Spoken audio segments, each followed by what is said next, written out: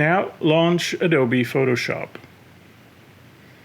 From the Start screen, click Open and navigate to the location of the project files, and then select the file named middleground.jpg.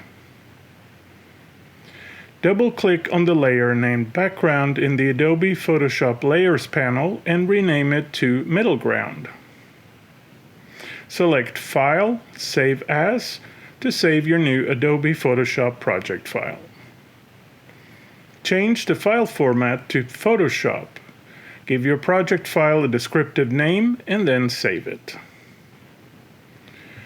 To minimize the risk of losing work in the event of a computer or application crash, saving changes to your project document after each step in the workflow is a good practice.